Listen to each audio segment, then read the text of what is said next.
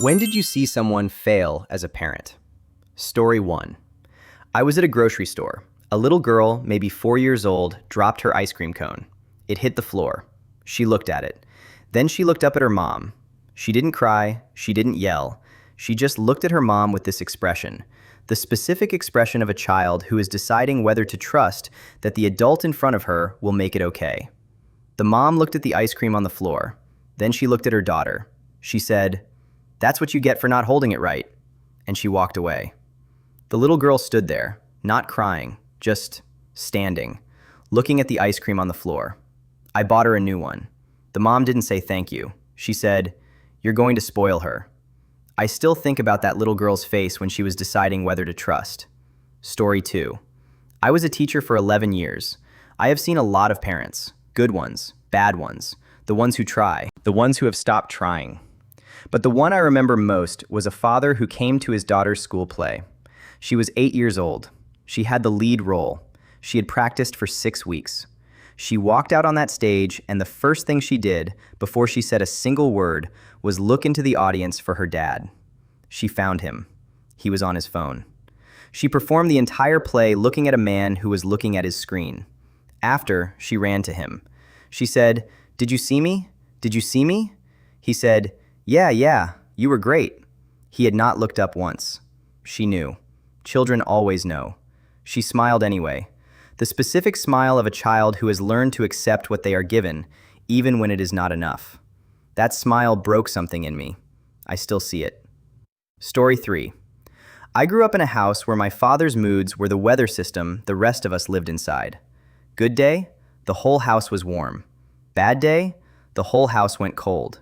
And we learned, the way children always learn these things, to read the forecast the second we heard his car in the driveway.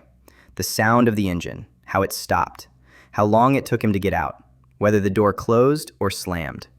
We were 8 and 11 and 14, and we were meteorologists. I am 36 now. I still do it. Every time I hear a car in a driveway, mine, someone else's, anyone's, I still check myself. What's the temperature going to be? My therapist says this is called hypervigilance. I call it my childhood.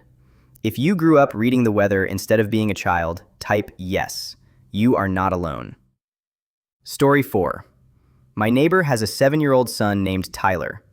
Tyler is loud and energetic and fascinated by bugs, and capable of talking about dinosaurs for approximately 400 minutes without stopping. He is, in other words, exactly what a 7-year-old should be. His father thinks Tyler is too much. I have heard him say this. Not once, many times. In many different phrasings. "You're too loud, Tyler. You're always in the way, Tyler. Why can't you just be normal for 5 minutes?"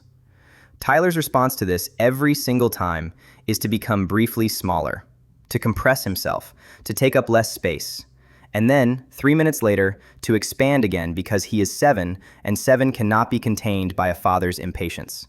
And then it happens again. I watch this from my yard. I want to tell Tyler's father, "Your son is not too much. He is exactly enough. He is 7, and he loves bugs and dinosaurs, and he will be this much for maybe 2 more years before the world starts teaching him to take up less space on its own." Don't help the world do that. Don't be the first one who tells him he's too much. Story 5. I was at a birthday party for a child who was turning 6. The mother had organized it beautifully. Balloons, cake, games, the whole thing. About halfway through, the birthday girl, let's call her Emma, got frustrated during one of the games. She had not won. She cried a little. Her mother pulled her aside. I was close enough to hear. The mother said, "Stop crying. Everyone is watching. You're embarrassing me."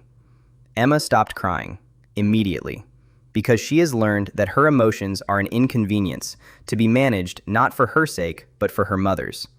She went back to the party. She smiled. She played the next game. And I thought, at 6 years old, this child already knows that her feelings are secondary to her mother's comfort. That is not a lesson she should be learning at a birthday party. That is not a lesson she should be learning at all. Story 6. I worked at a summer camp for 3 years. The kids who were hardest to connect with were never the ones who had been through hard things. The ones who had been through hard things were often the most resilient, the most generous with each other, the most creative in finding joy in whatever was available.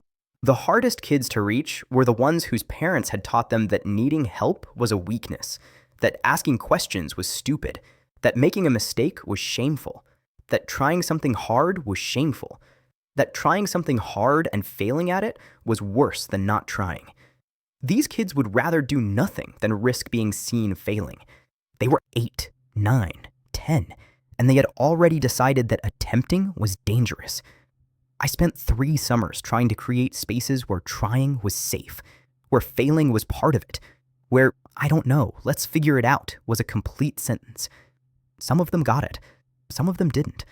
But I think about them, the ones who learned early that trying is too risky, and I wonder how many of them still believe that. Story 7. My mother never hit me. She never yelled at me. She never said a single explicitly unkind word.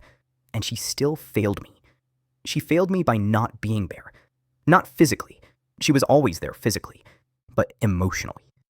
She was a woman who had never been taught to have an interior life, who had never been given permission to know what she felt or to say it. And so she raised me the same way, competently, consistently, without a single cruel word, and completely without the thing I needed most, someone to say, "Tell me what's happening inside you. I want to know. It matters." I spent 30 years not knowing I was allowed to have an interior life. Not because she was cruel, because she didn't know either. She was raised the same way, and her mother before her, and her mother's mother. A chain of competent, consistent, emotionally absent women, each one loving the next the only way she had been shown. I broke the chain, with a lot of therapy and a lot of time. And I want you to know, if you were raised by someone who was present but not there, you are allowed to grieve that. It is a loss, even if nothing bad happened, even if you were fed and clothed and sent to school and kept safe. The thing that didn't happen still counts. Type yes if you were raised by someone who was there but not present. You are not ungrateful for saying so. You are just telling the truth. Story 8. I saw a father at a park tell his daughter, she was maybe 5, that she couldn't do the monkey bars because girls weren't strong enough. She looked at the bars, then at him, then at the bars. Then she went and did them anyway. She made it across on her second try. She looked back at her father. He was already looking at his phone. She hung there at the end, holding on, waiting for someone to see what she had done. I caught her eye. I clapped. She smiled, let go, ran back to the beginning to do it again.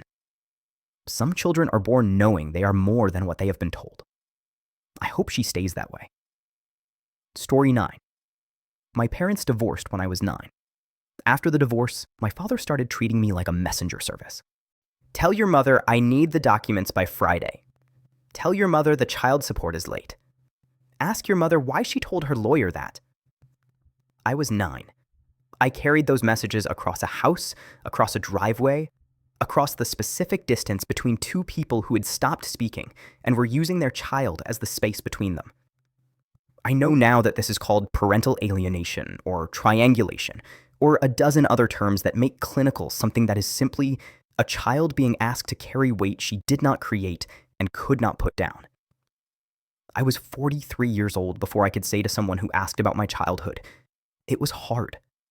Not, it was fine. Not, they did their best. Just, it was hard. That took 34 years. If you were used as a messenger, as a bridge between adults who should have found another way, type yes. You didn't deserve that. You were a child. Children should not be bridges. Story 10. I want to end with something different. I want to end with a story about a parent who almost failed. And didn't. My father was not good at parenting when I was young. He was present, mostly, but distracted, impatient, quick to dismiss what felt big to me as small. When I was 15, I was struggling. Not in a way I could name, just struggling. The specific struggle of a teenager who does not have the vocabulary for what is wrong, and does not believe anyone would listen if they did. My father came into my room one night. I don't know why. He has never explained it. He just came in. sat on the edge of my bed, did not say anything clever, did not offer solutions, did not minimize. He said, "I know things are hard right now. I don't know exactly what, but I'm here. I'm not going anywhere. And if you ever want to talk, I will listen, for as long as you need." Then he left. That was it. I did not talk to him that night, or the next. But 6 weeks later, I did. And he listened, for as long as I needed. He did not do everything right. He never did everything right. No parent does.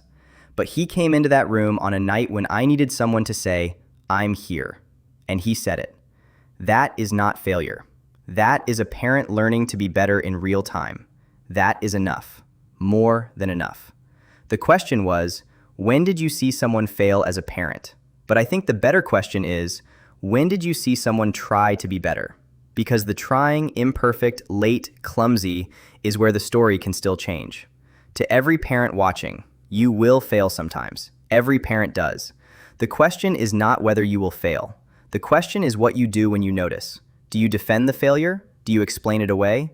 Do you expect the child to absorb it quietly the way you absorbed things quietly when you were young?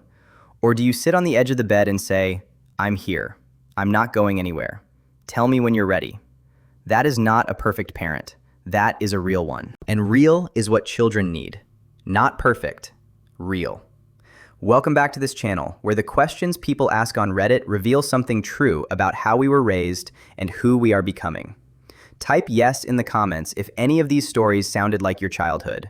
Type better if you have a parent who tried to do better, even imperfectly. Type me if you are a parent trying to be better right now. I read every comment. Share this with someone who needs to hear that the trying matters. See you in the next one.